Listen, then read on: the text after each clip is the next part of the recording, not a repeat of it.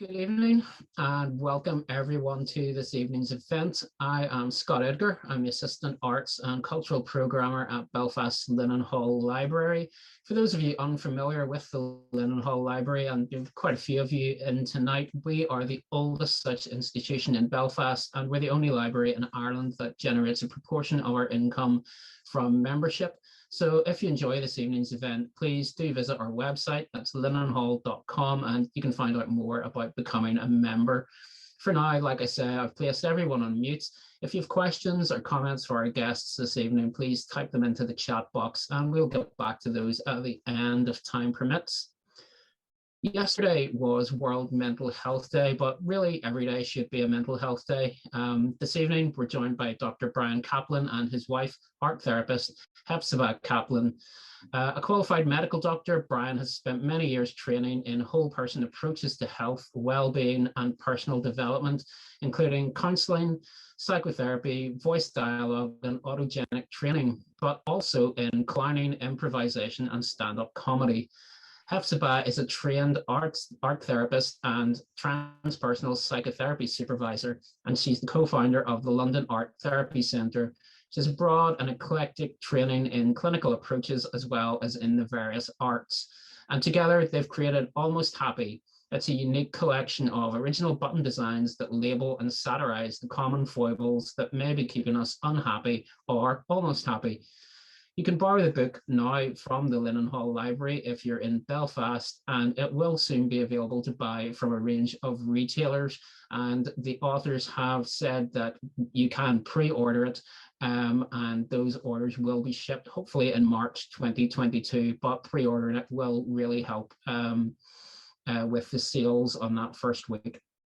We'll find out much more about how the book came about and how those buttons can help us on our journey to better mental health. And to do that, I will hand you over to the Kaplans. Thank you. Hi there.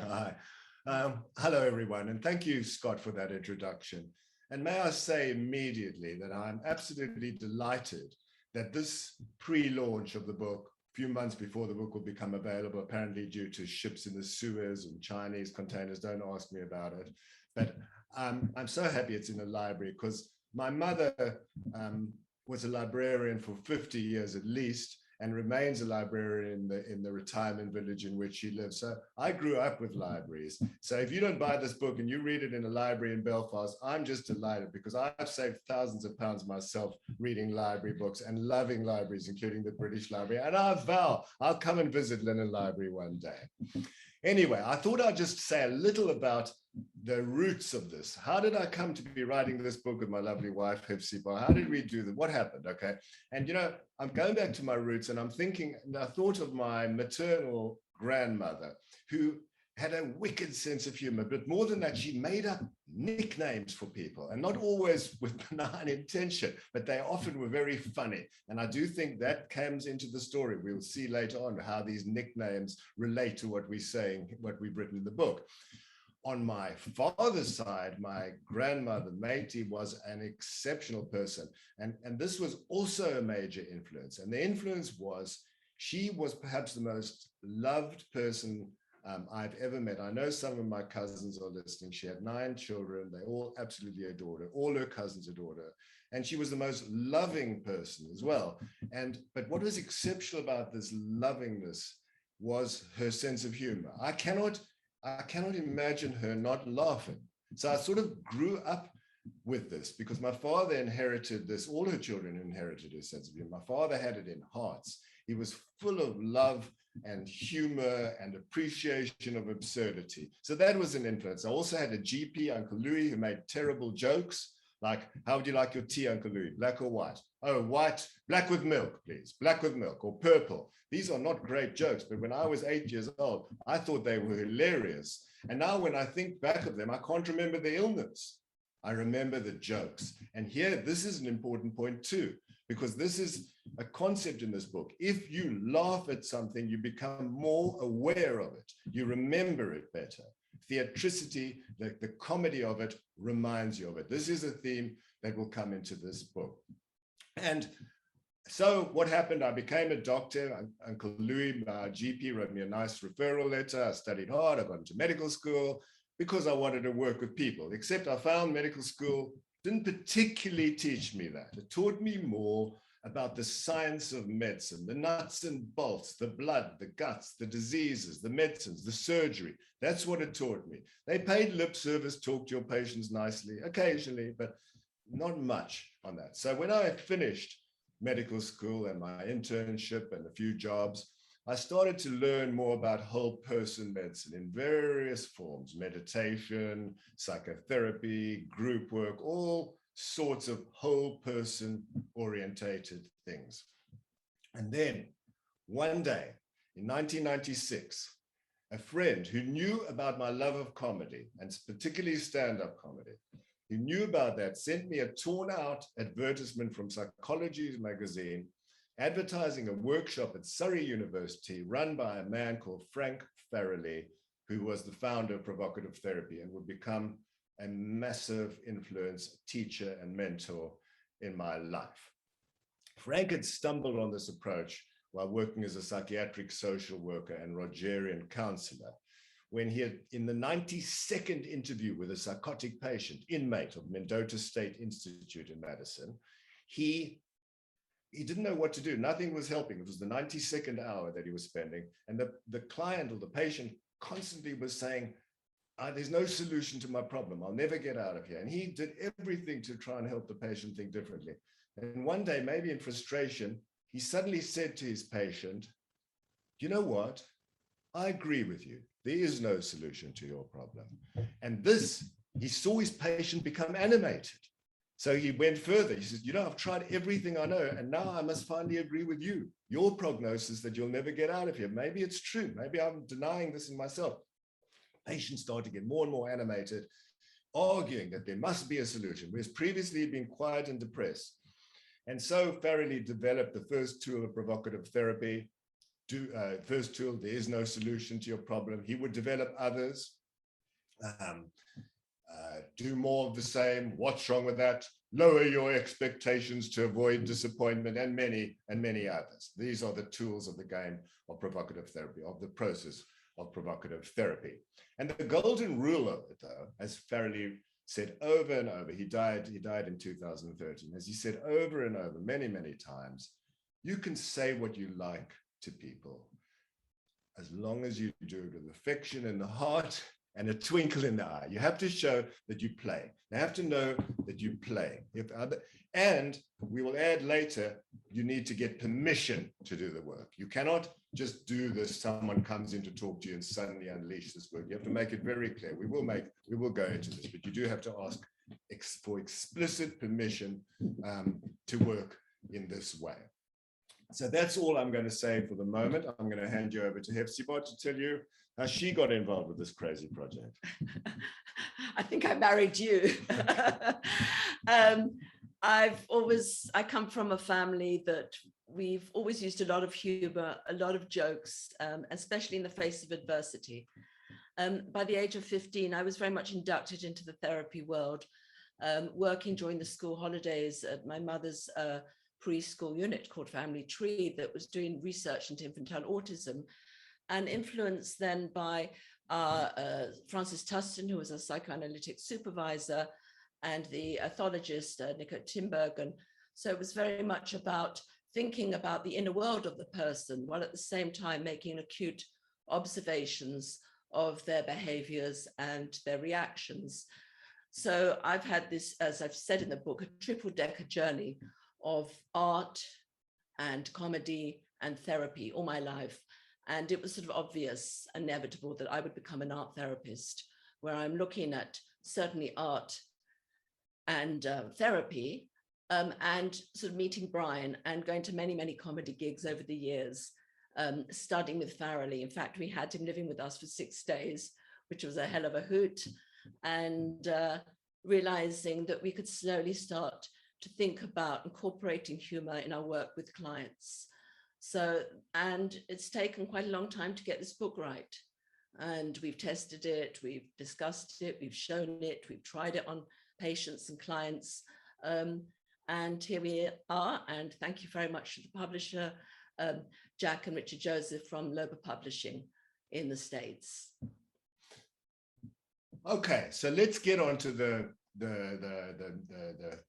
bones of this technique. What are we talking about? Okay, so let's have a look at the whole concept of humor, of actually using humor and laughter or smiling. We'll come to reverse psychology in a moment, but what is this thing, laughter, humor, etc.? And can it be used in medicine? Isn't medicine a serious business where the doctor should be stern? No, I don't think so. Not in all cases, not in all situations. Okay, so let's look at laughter. Now, I was deeply influenced by a man called Patch Adams, where I'm sure some of the members of this audience have seen the wonderful movie Patch Adams with Robin Williams as Patch Adams. But he's a real guy, and he's a clown. He's a doctor and a clown, and he's written extensively, and he's a wonderful person. I love him. And he made it very clear to me at that point when I read his stuff, early 90s, I think, that there are absolute physiological benefits of laughter. And I made up a mnemonic to remind myself of these. And the mnemonic was SMILE, S-M-I-L-E. And S stood for stress is reduced when you're laughing. Now, this is for sure. This you can measure. You measure adrenaline and noradrenaline. If you're listening from America, epinephrine and norepinephrine and cortisol. These are signs of stress, acute stress and chronic stress. They go down. M stands for muscular relaxation. We can actually measure tension in muscles. When you're laughing, it goes down. I, immunity, can be proved. You can measure antibodies. L, lung expansion. When you're laughing, a real belly laugh, you empty out your lungs and you allow more fresh air to come in. E stands for exercise. It's a form of exercise, quite a lot actually. It's also increases your endorphins and enkephalins. When I wrote that one, E stood for endorphins and enkephalins. More recently, I've seen studies that show other good feeling hormones in the body are increased, such as dopamine and oxytocin also go up. It's incredible. And it gives cardiac protection. And I'm sure they'll actually find more benefits of laughter. So a guy called William Fry, Bill Fry, spent 25 years working on gelotology, G-E-L-O-tology, which is the study of laughter at Stanford University. These are, everything I've said has been documented thoroughly. However, we are talking about now something else. What about psychological health? Not just physical, not just physiological health or anatomical, but psychological health. How can we use this in a psychological way? Now, okay, so look, it's obvious that when you're laughing, you are happier, okay? I have never met any human being that says, I don't like laughing. I don't like it when my body is vibrating with joy and I'm breathing and smiling and appear happy to other people. I hate that and I want to stop it. I've never heard anyone ever say such a thing, okay? So we know it puts you in a good mood a bit. So now you're in a good mood and you're more relaxed and your muscles are relaxed and you're breathing deeply. Okay, isn't that quite a good psychophysiological state to be encouraged to face something that might be a little bit painful, an issue, or deal with an issue? Okay, so this is the process to start off with. Okay, it's a happy state, it's a healthy state, and now, but in order to effect change at a psychological level, for it to have a psychotherapeutic effect, we need something else. And the question is, if we're going to laugh, what exactly are we going to laugh at that can help us psychologically? So the work is predicated on a very old idea of the multiplicity of selves. Now, the multiplicity of selves sort of fell out of sort of awareness since the 1900s. People have not been talking about it since the 1900s. We've really been operating on the single self-assumption that we are only one self. Prior to the 1900s, we know that many people have written about this concept that we have many selves, whether it's the psychologists and the therapists talking about the subcells, the subpersonalities, the I positions, the alters, whether it's in theology, literature, philosophy. So there's been many, many sources that describe these various selves. And if I can give an example, because we're not talking about pathology, we're talking about health, actually, a healthy symphony of subcells. So for example, if I see a piece of chocolate cake and I go, part of me goes, I want that. Another part of me might go, no, you better not. And yet a third part of me will go on, I'm just going to have it anyway. And there we have three different subcells. You know, maybe the greedy one that wants immediate gratification, maybe the one that looks after and holds one back. And then there's the more of a teenage rebellious one, says, I'm doing it anyway. So the idea is, if some of these subcells get a bit too domineering for one's own good, they get too loud for one's own good, how can we quieten them down? How can we dial it down so that that silly one, the silly teenage one that says, damn it, I'm going to have it anyway, just doesn't have the power, and doesn't, because that would be a disastrous state of affairs. So we realized by fusing together this work on from provocative therapy, where we can use humor to affect cognitive and behavioral change in people, we can also use humor to lampoon some of these subcells that might have got too loud. So yes, and this is epitomized by what we have written. One of the quotations in the flyleaf of this book is from Mark Twain, The Mysterious Stranger, where Mark Twain says, "Against the assault of laughter, nothing can stand." So in other words, if a subself, if you're laughing at the part of yourself, for example, you could, let's say there's a guy who thinks my main function in life is to provide for my family. I need to earn a lot of money, and I need to go to private schools and private education and private medicine and expensive holidays and good cars. And I need all these things. And that is my function in life, to provide the money to buy all these things. That would be one voice in a person, not an unfamiliar one. Another voice might be, oh, you know, sometimes I like to embrace my inner child and play with my kids. Maybe the children would enjoy that more than the money, etc., etc. So now if the voice that says, I have to earn the money, I must earn money, if that voice is too loud, if I can, or we can, induce the person to laugh at that voice, whatever it takes to laugh at that voice, call that voice a cash dispenser. Yes, you are a cash dispenser. This is your function in life. If we can make that voice, if we can make the person laugh at the voice, the over-dominant, over-loud subself, the voice of the over-loud subself, if we can get them to laugh at that, that voice will quieten down. That voice will quieten down. Okay, and the other quotation on the flyleaf of this book is by Oscar Wilde, which reads, which in Lady Windermere's fan, "Life is far too important a thing ever to talk seriously about it." Ever to talk seriously. Well, okay, Oscar Wilde is seldom, you know, 150% true. Yes, sometimes you need to talk seriously about things, but he's hinting that sometimes just because we don't talk seriously about something doesn't mean that we don't take it seriously. It doesn't mean that at all. It just means that it can be a different way of talking in a light-hearted way. So how does this process work in the clinic?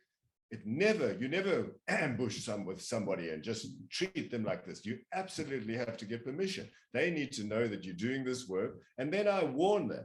I say to, if I'm working with someone, I say, can you give me permission here and now to say things to you that are provocative, absurd, ridiculous, cheeky, inane, mad, bonkers, whatever? Just, can I use any language? Is that okay? Or do you want to enter into a bubble of possibility with me, where we can laugh at some things in your life, where you give me permission to satirize some of your subselves or voices, depending on the person. But we would absolutely get this permission before we go ahead. Then the next thing that one has to do with this approach is know that you're exuding a lot of warmth when you do this approach.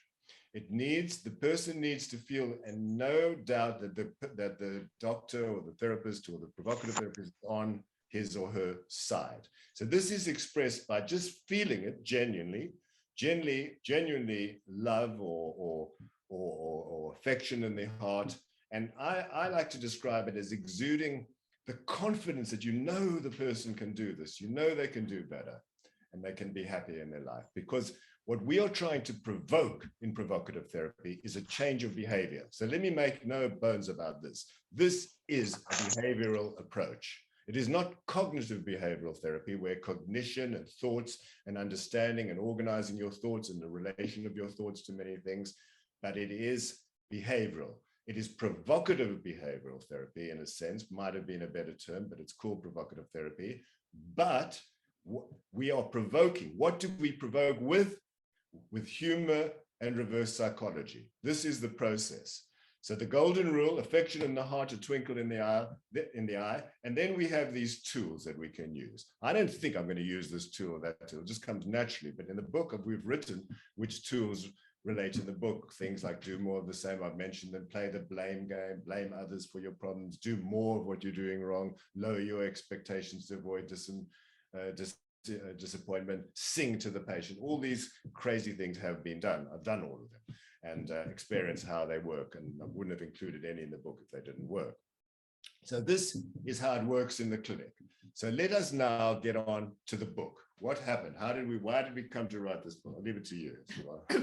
We spent many hours over many months and many years sitting on the sofa, talking, exploring, thinking about this concept of selves, thinking about these archetypes, thinking about the inner saboteurs that are quite disruptive voices. And we would come up with a name. We would label. One of the tools is to label and categorize the patient, label and categorize the client.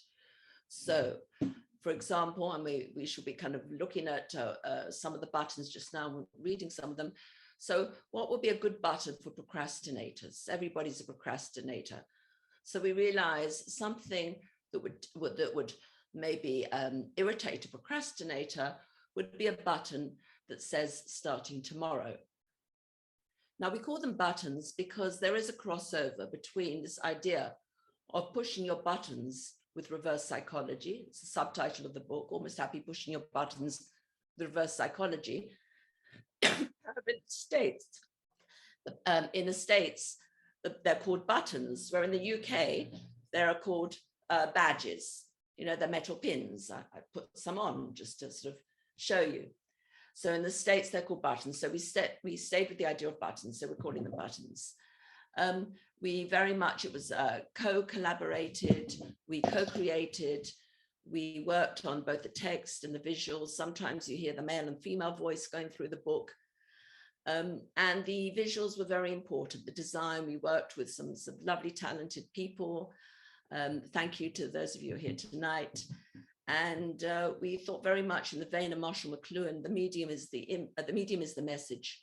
And how can we optimally give a visual representation of these archetypes that has some impact on people? And certainly when we started the book, the technology didn't even exist to really do what we've been able to do now. But we've had a lot of fun, and we've made all these buttons as real objects as well. So what we're going to do is we're going to read some bits from the book, but it is quite interesting. When you read the book, and there's 114 buttons in the book, not all of these buttons are going to apply to you. I think when Trump was in power, Brian identified maybe 35 buttons that related to Donald Trump. Maybe you've got 6 buttons, maybe you've got 24 buttons. It really doesn't matter, but they won't all apply to you. And equally, the provocative suggestions, and I'll come on to that in a minute, maybe there's only one of them. They will each are aimed to fire off at different angles. So the book starts, we have a bit of introduction, we have an explanation about the subcells, and at the back we have useful appendices, theoretical underpinnings to the work. The main body of the book is our visuals. They're these buttons, and Brian, do you want to just open up a sample page of just before I do that, I wanted to say this. There is a friendly warning in this book because it's common. Okay, you're going to read it. So yeah, what, you want to show an example of a badge? Yeah, I'm going to read out the opening of the book, and this relates very much to what Brian was talking about, permission. Okay, and if you could show the text page as well. So the book is set out where who is this button for, and provocative suggestions. Okay, bring it down. So the book, after the quotes, we start with a friendly warning. Please do not read this book if you don't have a sense of humor about issues in your personal life, or are more likely to be offended than amused. So that, you know, that answers a question that I get asked a lot about this. Surely you agree that it's not for everybody. Absolutely, I agree. I absolutely agree this book is not for everybody. It's only about people who think or are interested in using their sense of humor to help them move or change their behavior or change habits in any way. It's only for people like that. Absolutely, not everybody. So Brian's going to read the first button, and I'm just going to show you the visual of it. Okay. Okay, let's see that. Okay. So this is, so the top of the page would say, who is this button for? Okay. Those unpersuaded by reason or love. Oxen. Provocative suggestions. There's 3. Clench your jaw and tense your muscles as you hold on to your position.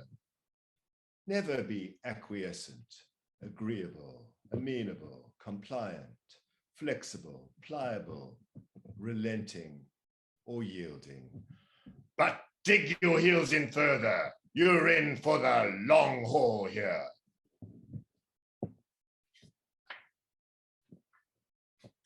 Okay, the next button we're going to go to is I'm right. Who's this for, Brian? This is for people who have made up their minds and prefer not to be confused by facts. Men, ask yourself repeatedly, do I want to be right or do I want to get laid? Women, enhance your social status by reminding everyone that I told you so.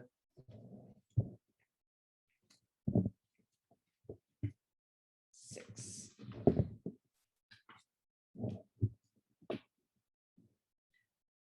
Okay, this is the visual. Yeah. For alcoholics or heavy drinkers in denial. Celebrate the fact that your drug of choice, though as dangerous and addictive as any other, is cheap, socially acceptable, and almost universally available. Drink to make other people interesting.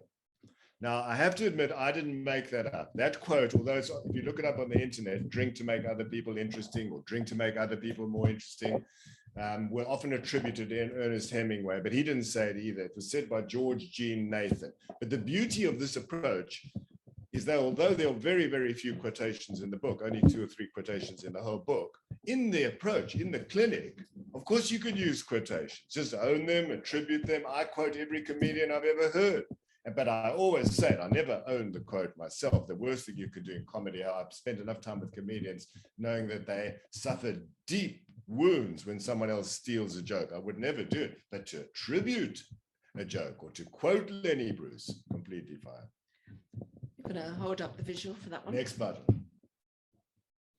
Okay. This is for anyone overusing poor parenting as an excuse for unhappiness.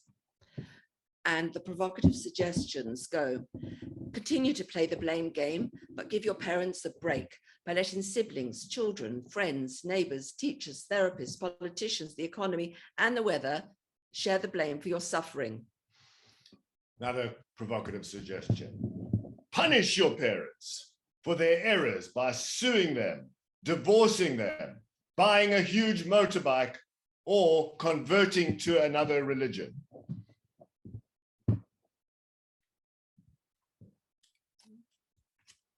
Okay, I'm going to show the graphic. Yeah.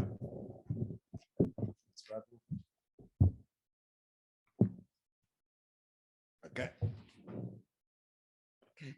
This is for daydreamers, meditators, and stargazers. The hypnotized and the mesmerized. People in love. Anyone spellbound by beauty. The provocative suggestions, I will start. Enjoy the haze. The world? What world? Whatever you do, don't snap out of it. Got 3 more, I think. Okay. 9. Okay. Show the visual. Yeah. Button is selling out. Okay. Who's this button for? Idealists on the verge of making some necessary compromises. For artists and musicians about to get into bed with advertising agencies. The provocative suggestions. Integrity, morality, authenticity, and decency are fine, but they don't pay the bills, do they? You should have done what you're doing now a long time ago. Lament the fact that you have but one soul to sell. Okay, got two more. You want to show the graphic? Okay.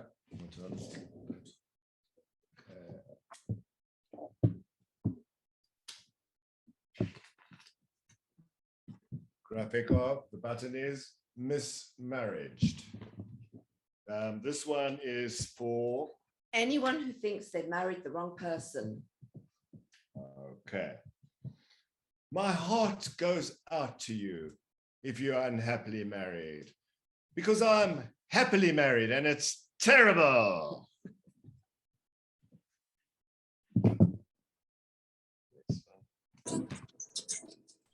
I'll show the vision. Okay, here is a different type of button, the voice of conscience.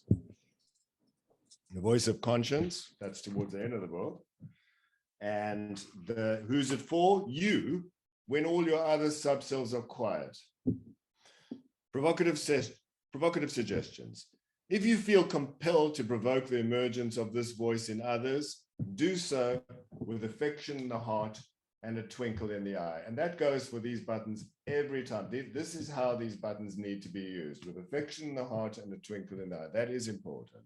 Don't worry, your heightened state of consciousness won't last long.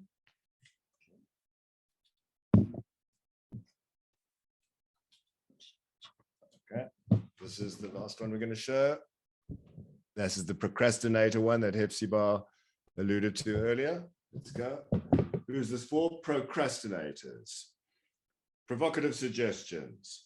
Never underestimate the power of tomorrow. Return to this page at a later date. Right, that concludes our reading from the book. So we'd be delighted to chat to you, Scott, or to take questions from anybody. I don't have any questions at the minute, but we have had one that came in just when you were talking about subcells. Someone has asked just for a little clarification on what you mean by subcells. Would that be the equivalent to parts of cells, but not so boundaried? Yes, we could say parts of your personality. Now, this concept of subcells is absolutely central to the book, because it's laughing at the subcells, at the sabotaging subcells. That is the process that we encourage here. But interestingly enough, this idea of dividing personality into subsectioning personality is incredibly old and incredibly widespread. We could start with Freud. People talk about the birth of psychotherapy in 1919 when Freud wrote Dreams and the Relation to the Unconscious. But I think people have been psychotherapeutic towards each other for much longer than that. However, even Freud, think about, he divides the personality into the ego, id, and superego. Then let's go to another famous writer, Carl Gustav Jung. The archetypes, every Jungian archetype is a subself, is a type of self. If it's too loud in someone, Jung might say the anima was too strong in this person, too much. They were overcome by one of the animus or the anima or the shadow or whatever. All those are subcells. But in the book itself, in an appendix in the book, but very important, is a table of all these subcells, okay? So what they were called. So for example, you say for Jung, for Freud, id, ego, superego, Jung, archetypes, Lewin, subregions of the personality, Melanie Klein, internal objects, Fritz Perls, top dog, underdog, Ballant, the child in the patient, Janov, the false and real self, Lang, the divided self, subcells. The word subcells described by O'Connor, Gergen, Shapiro, Martindale, alternative personalities, self-schemas, imagos, energy patterns, no. Small minds, imagined objects, Watkins, Marcus, possible selves, Herman's in 1997, I positions, the position you come from in any moment, an I position, and Bogart personas. These are different descriptions for exactly the same subsections of personality.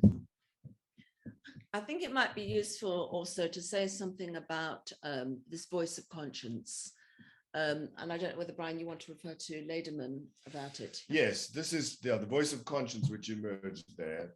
My very first teacher, I was very fortunate when I was studying whole person medicine to meet someone at the Faculty of Homeopathy at the great London, Royal London Homeopathic Hospital, who would become a massively influential teacher. He was a refugee from Nazi Germany and an incredibly qualified doctor by the name of Eric Carl Lederman. He requalified in Scotland in 1933. He went on to study just about everything, every form of alternative medicine. He was also a psychiatrist. He was also a dermatologist. He gave his life to medicine. But in the last 30 or 40 years of his life, it was psychotherapy and helping people in talking therapies that interested him the most. And he developed a central axiom for psychotherapy that I have hung on to all my life. And what he said was this, and it's a tongue twister. The goal of psychotherapy is to make the unconscious conscience conscious. The goal of psychotherapy is to make the unconscious conscience conscious. So this suggests that it is axiomatic. It was axiomatic to Eric Carl Lederman that we all have a conscience, except psychopaths. Okay, so there's a small, and not even, I'm not talking about psychotics, schizophrenics. He believed all these people had conscience as well. It might have been harder for them to reach it because of their psychological problems, but only psychopaths don't have a conscience. However, we can be less than fully aware of our conscience. And so he felt the goal that people were neurotic because they were acting against their conscience without knowing what their conscience actually was. So he felt that therapy was a process of bringing this conscience out. So to sort of add further to the subselves, what is often happening is, and I'm going to go back to the chocolate cake example, is the voice of conscience in me knows or knew that I shouldn't eat the chocolate cake. But that voice of conscience needs to be kind of amplified. And I need to be aware of the disruptive subselves. And what happens is when the subselves are inside, it's internal, it's just voices. And we're not talking about pathology. We're talking about everybody's experience of subselves. And the discussion, yes, you can have some. No, you can't have some. Yes, you can. It's exhausting. It's really tiring. And so once you are made aware and you get to know your subselves and you get to know how you might sabotage good things, relationships, and so much in your life, then you are able to really cultivate a sense of agency over these subselves. And sometimes humor or laughter or lampooning the subself just cuts to the chase. Really aware it's World Mental Health Day. It was over the weekend and it's World Mental Health Week. And there's a lot of people who've been suffering this year, a lot of people who've grieving, a lot of people who've lost. And actually, in the face of such hardship, sometimes people don't want kid gloves.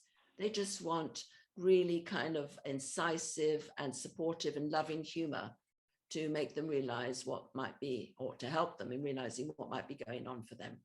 Yeah, just to give you a feeling of what Hephzibah was saying there about the subcells and the buttons, let me make this clear. So you're looking at this book, you don't actually have to read this book, okay, to get something out of it. You can actually just flip the pages and look at the pictures, okay? This book really has been written for the attention deficit phone swiping generation. There's no question about that. It definitely has them in mind. You could just flip through this book. What will happen is you see a comic button that is a satirical mirror of a voice in you that's too loud, or a subself in you that is too dominating, too loud and too dominating. If you see that, you'll stop. Then read the text next to it. That's how easy it is to read. Just I want a book that you could just flip through, and if you laugh at the jokes made about one of your subcells that is too loud, the key thing that has happened is that you have become more aware of that sabotaging subcell. This is the fundamental process. By being induced to laugh at a comic version, a comic mirror of your subself, you become aware of a loud subself. And then we go to Mark Twain, against the assault of laughter, nothing can stand. So the subself, when it's laughed at by all the other subcells, which is you, the rest of you, quietens down. So what we often do, that you can do this in the book by just flipping and looking at the buttons, or as we've done yesterday in a seminar, we could just show a slideshow of the buttons to people, and then in this small seminar of 8 or 10 people, anyone can just say, stop, okay, I want to talk about that subcell, that applies to me. That worked very well. I knew what I was going to say and I forgot, which is very funny, or not. Okay, so any other questions, Scott? Yeah. We excuse me, we have another question which actually might follow on quite nicely from that, because you'd started talking about how you use the buttons, for example, in the slideshows and things.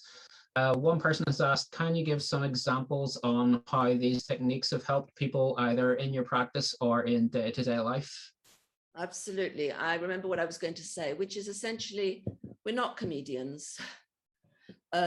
People don't necessarily have a laugh out loud experience, but we are using reverse psychology, and we are using different strategies to provoke you to think differently. We might congratulate somebody for a problem. We congratulate somebody for the problem they have. But let's go back to some case histories. Okay, let's go. Yeah, let's go. I'll give you a few examples.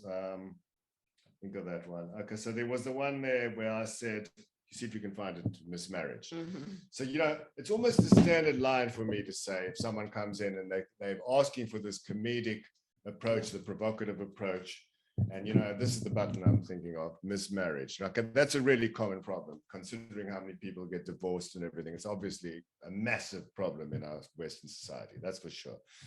And so it's almost a standard line if someone actually comes to me for provocative therapy for this issue, and they do, and say, look, okay, my problem is I have to admit I'm unhappily married. Oh, my heart goes out to you if you're unhappily married, because I'm happily married and it's terrible. They'll laugh. Now ask yourself this. Do you think this will be a different conversation because they laughed like that? Okay, it is a different conversation. Is it an inappropriate conversation? Should it be much more a stern, serious business? Therapy should be a serious business like surgery. I'm going to make the case that it shouldn't be. And you know what I base it on? I base it on the thousands of years of psychotherapeutic conversations that have happened before Freud, the thousands, the hundreds of thousands of psychotherapeutic conversations. They're happening now in bars, in tea rooms, in restaurants. People are helping other people simply by talking to them. Simply by talking to them. There have been psychotherapeutic people for thousands and thousands of years before people called themselves psychotherapists. This is not unquestionable. Now ask yourself, when a person who loves another person is talking to them and helping them, remember the affection in the heart and the twinkle in the eyes, the golden rule of this approach. But just think of anyone sitting in a bar now talking to someone else who's got a problem and trying to help them. Ask yourself this question. What are the chances you'll hear laughter in that conversation? What are the chances you'll get a joke? I actually maintain that this approach emulates the way that people have naturally helped themselves, helped each other for thousands of years. I have the chutzpah to make a claim like that. I've been working with a lady who she's smoking a lot of weed, and at the same time she has a history of anorexia and bulimia and self-harm, and weed helps her self-regulate. But the problem is she still needs to lose quite a lot of weight. So with her permission, I do a lot of gentle teasing, and I tease and I say to her, is your refrigerator filled with junk food? If you're going to have the munchies, you're just going to make sure that you've got a lot of food in the fridge, because otherwise you're going to go spare. And speaking to her like this, and I don't know whether that has the same kind of love and affection in the heart in that delivery. but she knows that I have her best intentions at heart, and she laughs and she finds that funny. And next time she buys, her 10th packet of biscuits, she thinks twice about it. Yeah, it's lovely that you mentioned fridges there. I remember watching Frank Farrelly working with a client live, and the patient wanted to lose weight, the client in this case, wanted to lose weight and was overweight. And Frank just asked in the most natural voice to the client in the front of people. And he said, "Does your refrigerator rear back in horror when it sees you coming?" And, these are, go ahead. Yesterday, working with somebody, and all the buttons in the book, there are 114 buttons of a collection actually of 175. And one of the ladies, and they're all original except for about 3, all original turns of phrase. But one that probably people have heard before is this idea of people pleaser. And she was saying she was a people pleaser. And we said, please remain a people pleaser. We need people like you. You are so important. You have to serve and meet the needs of other people. And in fact, don't forget even to ask permission to meet the needs of other people. And she found it very funny. And in a way, it sort of kick-started a bit of assertiveness in her to realize that she can't just meet the needs of others by being a people pleaser. So by congratulating her on people pleaser, by using tool number 14, which is everything is imbalanced, must not be changed. We need people like you. We need some people to serve and some people to be served. And obviously you're in the group of people that always need to serve others. So please don't change, because you're going to upset the balance of society. And that starts to prick the voice of conscience. And the button for that one is glad to serve. I was going to go for the other one, but we've got a couple. Okay, yeah, another example. Should we take another question? Yeah. No, just stick with this question of how the buttons, not in provocative therapy in the clinic, how can the buttons help somebody, okay? Another person wanted to lose weight, a friend of ours, and we gave him this button. Okay, there's another button, on diet, all right, on diet. And so these are the different things you could do with the button. So you've got the button on diet. You can put it in your purse or in your wallet. So every now and then you see it and it reminds you your diet, you laugh at it, whatever. It's just in your purse. It's hidden away. That would be stage 1. Stage 2, you could wear it with your family, with your husband, with your wife, wear the badge, put it on, look at it in the mirror. I'm a procrastinator, I admit it. But if I wear the button procrastinator, I look at myself in the mirror, it's hard to be a procrastinator when I've labeled myself comically as a procrastinator. It's hard to do, okay, if you do that. So you wear it. Then you can take it another step forward, as a friend of mine did with this on diet. He wore it in public. So he wore it on an aeroplane. And I couldn't believe the response he got. People laughed and they came up to him and said, "What's your diet? We wish you well, mate. Go for it." And he said it was an amazing experience wearing this funny button where he was owning up to something. He was a bit overweight. He owned up to something and he loved the experience of wearing the button. So these are the processes. Just put your button in your pocket, wear it with family and friends, wear it in public. If you are more of an exhibitionistic type, please send us a video of you wearing the button and telling us how it helped you and changed your life forever, and send it to us if you're exhibitionist. I promise you I'll put it on YouTube, and thank you. But these are the different levels that you can use the process. The most common by far is not wearing it, of keeping it in a wallet or something, but there are definitely people who have worn these buttons with interesting results. And I found having the kind of, as you can see, we've got a very small collection of books here, but these are actually advanced reader copies. So that's why they're not available for sale. But I have to admit, since we received them a couple of weeks ago, I carry it around for my work, wherever I'm hot desking. I have this book here as a reference book. So I find it really useful because it helps me think about a client perhaps from a different perspective, rather than the very classical perspective or integrative perspective I'm coming from. I sort of flipped through. I flipped through today. I was thinking about a client and she was sort of hurting inside. And I thought maybe there's some interesting text there that could help her. And there was. So we've had a lot of fun. And any other questions? To say one other thing, you might think, okay, this is for light things or small things, but I actually used in a deathbed situation once. I was asked to see someone who was clearly, and who refused to see his friends, but one of his friends said, "Will you please see this man? He saw you as a doctor a long time ago, and he said he'll see you, won't see any of us." And I went to him, and he was very old, and he was in UCH Hospital, University College Hospital.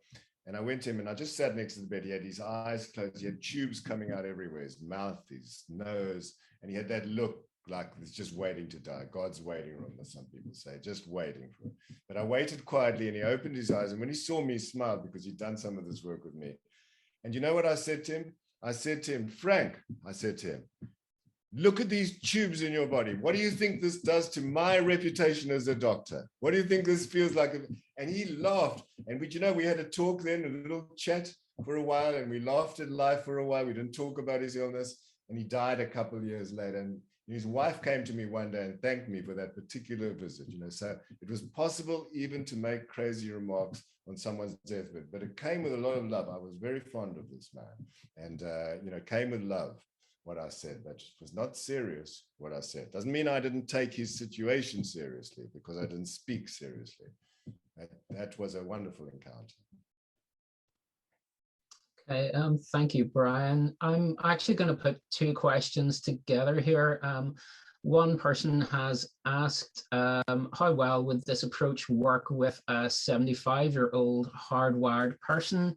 And another question, which you may be able to put these together, is that this book has worked well with people with dementia.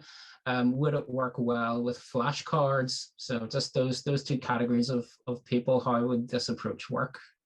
Look, it doesn't suit everybody, which is why we have the warning at the beginning of the book. First of all, you have to realize that you're not going to take offense at sense of humor. It has been used, as started by Farrelly, with people with psychosis. I've used it when I worked in a therapeutic community with some severely psychotic people, and it was very effective.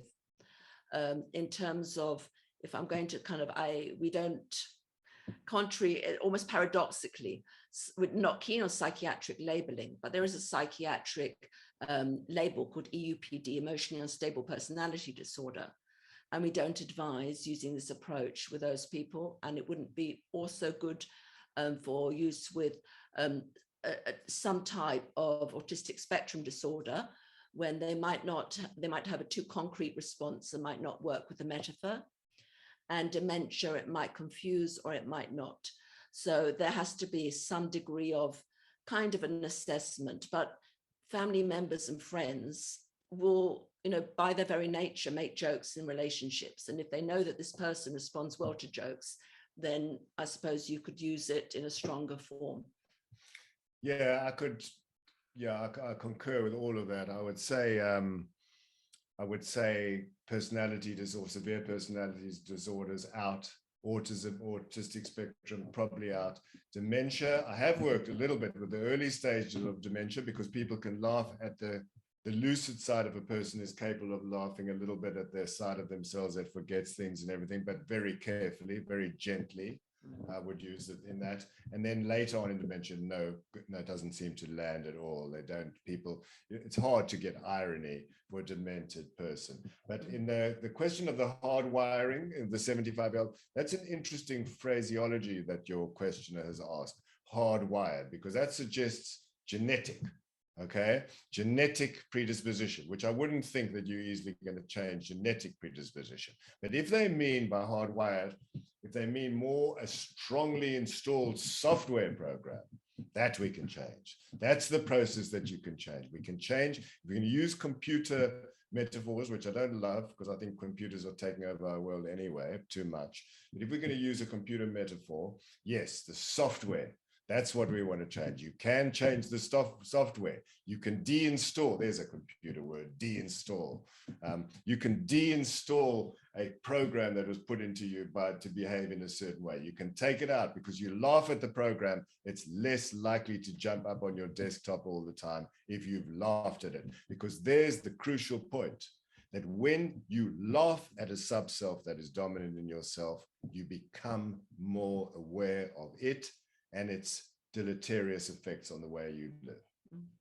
for any therapists who are kind of here today in the audience, it's actually been really helpful for to prevent against burnout, because it brings a levity and playfulness to the work. So just going back to the therapeutic community I worked in, I remember the very first art therapy group I had to run with some very disturbed people that the general psychiatric wards in hospitals just said, we don't want you lot. And I remember a snip of a girl coming into the art therapy studio to walk around the big art therapy table. And she just comes in and I'm ready to go, hi, I'm Hephzibah, how are you? And engage. And she decides to stonewall me. There were others in the room. And she just starts walking round and around the table, like as if she was crazy. And in a way, she was quite disturbed. And I thought, how am I going to handle this? So I just started walking around the table in the other way. And we were going round and we had this dance and we crossed over. And it was very funny. And then she smiled and I smiled and we sat down and we had a very good relationship for the many months that she was in the unit. So there's something about being brave, being playful, being provocative, being cheeky. We're often, we're holding back nowadays because we don't want to offend people, but it is remarkable how receptive people are. And how often I've heard Brian ask permission and people are going, bring it on. I want to hear more. Yeah, this is absolutely crucial. Let me make it clear. Nobody is ever ambushed for this on this approach. Nobody ever thinks they're coming for Freudian psychoanalytic therapy and gets hit with jokes. It just doesn't happen. Not only that, I ask the question every single time they come. Why? Because 1 in 20 times, approximately 1 in 20 times, when I ask permission, can I be provocative, absurd, ridiculous, cheeky, etc., they will say, no, I'd rather just talk today. And then I will do that. Because as a very, very fine colleague of mine, and I think this could be the final point, I think, because we're coming to we are on 8 o'clock now. A friend of mine called Phil Jeremiah IV, who's a fantastic Welsh provocative therapist. He now lives in Worcester. He has called this process that we showing you buttons or making people laugh. He's called it percussion, okay? It's a sort of the energy in the room. Ronnie Lang used to talk, you want high energy in the room when you do therapy, right? You're going up, you're increasing the vibrations in the room. It feels like a more high energy situation with the laughter, with the laughter and the jokes. And this is the process. This is the process that makes it work, okay? This is the actual thing that elevates the process. But even then, you have to have permission for it. Sometimes that's the percussion. You've got permission to do this percussion. So you're going, and then there comes a moment where you see this sort of blank look come into someone's eyes. They almost gone into a slight trance. He called that concussion. So we've gone from percussion, the jokes and the humor and the buttons, to concussion, a slight knockout. Not serious, it's just this sort of slightly glazed look comes into their eyes when they laugh. And then, well, after that has happened, you have discussion. So from percussion to concussion, and now finally discussion. So it's almost as if you've said to the client, do we have permission to go down the rabbit hole like Alice, sit at the Mad Hatter's tea party? And the Mad Hatter is a likable character. I like it. Anyway, and sit at the Mad Hatter's tea party and have this chat about in this crazy way with buttons or whatever we're going to do. Then we'll come out of the rabbit hole and talk about what happened in that experience. Or if you like, come on stage with me. We'll have this funny experience for about 20, 25 minutes. Then we'll come back and metaphorically, we'll be sitting next to each other in the audience, talking about what happened on stage and how you felt when these funny things happened. So that's the approach. This is the one. You have to have permission to do it.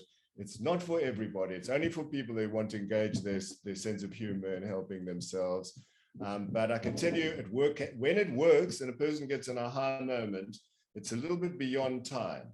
It's a little bit beyond time. It can change things straight away if they really laugh at the part of themselves that's holding them back.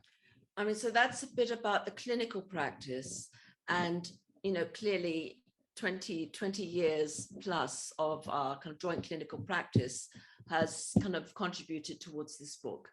And so how we've kind of thought about how can we portray something useful for the general reader, and it's definitely for the general reader.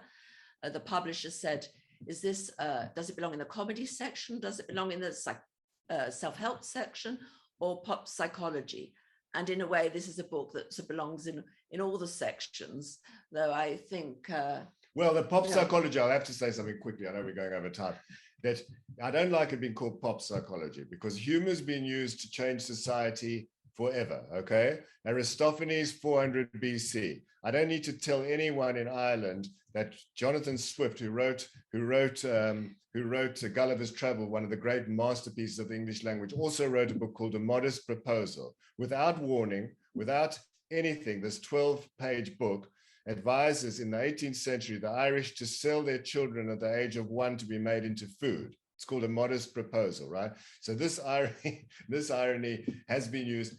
People have used, Lenny Bruce, comedians have changed society. We have seen a comedian become president of a country in Europe recently. Comedians have changed society. And this is and as I've said earlier on, jokes have helped people understand themselves better. This is not a new thing. This is not pop psychology in the sense that laughter hasn't been used to change society. This is what, and we know that laughter helps your physical health. This is about how laughing at your subcells, perhaps by labeling them, looking at comic mirrors of your subcells, that you can change how you are. You can change your behavior. And I do emphasize it is behavioral. Thank you, Brian. Well, before we let the computers take over any more of your life this evening, I will just put together a couple more points that people had asked. I think they're very important and good ones to end on. Is do you have a website? Will there be an audio book available? And how can people pre-order the book? Oh, lovely questions. Thank you for asking. Almosthappy.com is the website, and we are slowly uploading extra articles that might be of interest for people.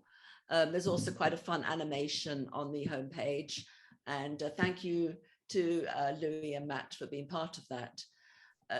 The book can be ordered right now from amazon.co.uk, as well as amazon.com, Barnes & Noble, WH Smith, but Amazon's quite good because it helps us with our pre-sales. There won't be an audiobook because of the visual nature of the book. And the same reason it can't be on Kindle, because Kindle doesn't do color. And we really felt that the graphics and the visuals were an important component of getting you to sort of jolt and look and think about the images and how you might respond to that.